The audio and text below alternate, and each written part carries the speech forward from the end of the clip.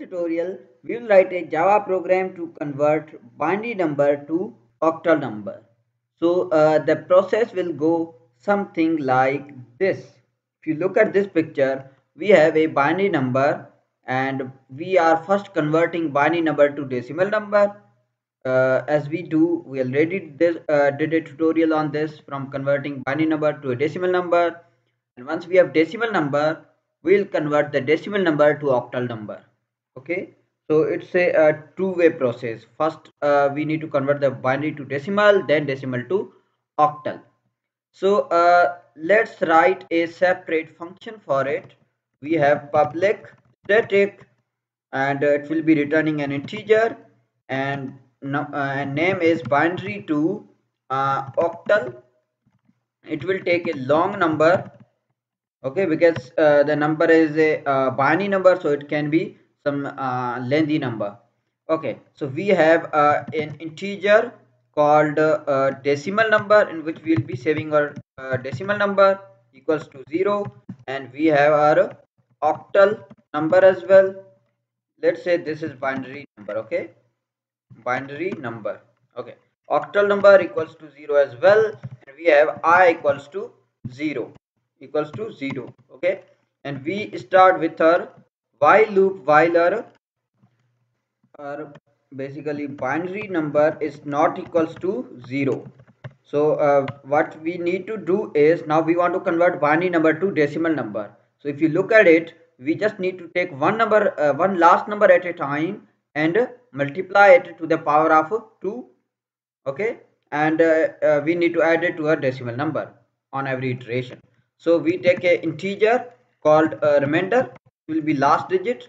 So binary number, and we take remainder by 10, this will give us last number, and we add it to a decimal number. So this will go remainder multiply by, if you see, 2 power 0. So we need to, math library I have imported already, java.lang.math. I'll use it math.power 2 power I. Okay, I is 0, and every time we will be increasing it by 1, so that next time I is 1, and another, and second time it is, third time it is 2, it is 3, and so on. Okay, and also we'll eliminate our last number because we have already calculated its results. There we go. So once this loop will end, we will have successfully converted binary number to a decimal number. Now since I is increased, so let's retrieve I equals to 1, because this time we'll be converting our decimal number to octal number. So until decimal number is not equals to 0, we run a loop, and this time if you see, we will follow this process, and every time we will take its remainder by 8, we'll store that, and we will also need to find its coefficient next time. So we take integer remainder equals to decimal number remainder by 8, and we add it to the octal number equals to octal number plus a remainder multiply by I. Okay, and this time I will be equals to I multiply by 10, and our octal number basically will be octal number divide by 8, because we need to change it to our quotient. If you see, in first iteration the if number is this, in next iteration its quotient will be a, and in next iteration again quotient. So when this loop ends, we have converted our decimal number to octal number. So finally we just return our octal number. So far I think we have done great job. Let's take a number from user and see if our program works out. Enter a binary number. Okay, binary number. User will enter the binary number. We'll store it into a long binary equals to reader dot next int, and we convert it into, we have a not long but integer octal number. So we call our binary to octal function and we pass our binary. This will return us basically octal number which we store into our variable called octal. And finally we just print it out. So the octal number of this binary number is octal. There we go. I think this should work. So let's run and see if we did not do any mistake. Oh, passively lossy conversion from long to int. Okay, so the problem is that binary number is a long number and taking its remainder, this will also be long number. So we need to convert it into an integer. Why? Because our remainder is an integer variable. So a long number has to be converted into a remainder. Oh, not remainder, but integer type. And if we see there is an error again, lossy conversion from double to int. Math.power basically returns you a double number. So we need to convert this number into integer as well.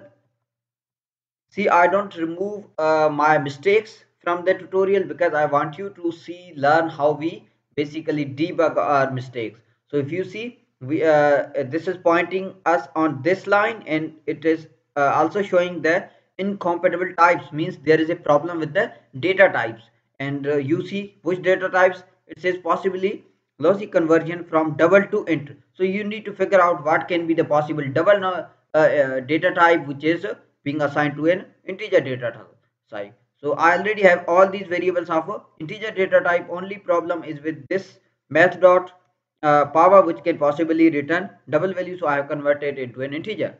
Okay, let's run and see if this works. And it does. So I give a binary number 101001 and it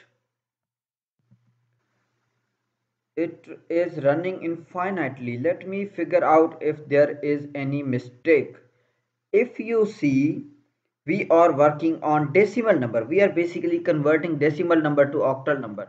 So I mistakenly written octal number instead of decimal number right over here. So I need to change it. So let me run it now and see if things work out. So I have 101001. So this has this is a binary number and it is equal to 51, which is 51 in octal number. So let's see if we get 51, which is true. So if you see or at this picture, this is basically 101001. So I have given this binary number and it first calculated its equivalent decimal number which is 41 and then it converted 41 into octal number which is 51. So our programs works perfectly fine. Let me walk you through the code once again. What we are doing is we have created our scanner object which will help us taking input from the user, and we have given a message to the user to enter a binary number. We are reading it by reader.nextInt, and I have created a binary number long data type to store it. Why long data type? Because integer cannot store long numbers, a binary number can have so many digits. That is why I created a long number just in case I need so many numbers of a binary. And then we have called our binary to octal function and passed our binary number. This will basically return a octal number which we have stored into a variable called octal, and then we just print it out. Now let's come back to this function and see how this is working. So we have created three variable, decimal number, octal number, and I for now in this loop will work as a power of 2. So it will start from 0 and increase by 1 in next iteration and go on and on. And so we run the loop while binary number is not equal to 0. So what we do is we just follow this procedure. We take one number at a time, multiply it by 2 power 0 and add it to the decimal number. Then we in another iteration we take second last number, multiply it by 2 power 1 and add it to the decimal number. So this loop basically repeat the same process. We are taking one number at a time, we are multiplying it by the power of 2 and adding it to the decimal number, and we are increasing I by 1. For next iteration we are removing last number by dividing it by the 10, and so this loop basically converts binary number to decimal number. And then we want to convert a decimal number to octal number. An octal number, since we'll be multiplying I by a remainder, so we initialize it with 1 instead of 0, because if we initialize with 0, multiplying it by any number will give us 0. That is why we initialize it with 1. So we have while loop. In while loop we run the loop while a decimal number is not equals to 0, and in this what we do is we take remainder by 8 and store that, attach the remainder at the end of decimal number, and we go on and on until our decimal number is 0. So we took a remainder by 8, we multiplied by I, and added it to the octal number, and we multiply I by 10. Why do we do so? Because if I let's say we have something like 41, okay, so if you divide it by 8, if you take remainder by 8, you get basically 1.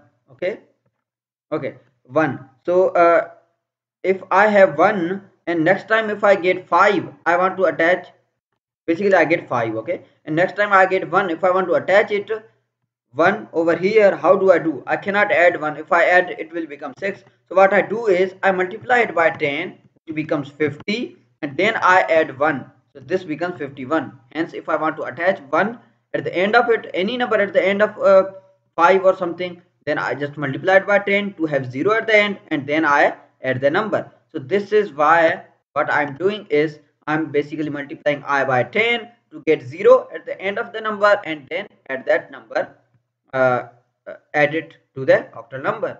And in this we are just changing our number to its next quotient. So this loop is basically converting decimal number to octal number, and finally we are returning our octal number, and we return it is stored into octal number, and finally we print it out. So that's it with this tutorial. I hope you understood something, and if you did, please subscribe my YouTube channel, and I'll see you in next tutorial.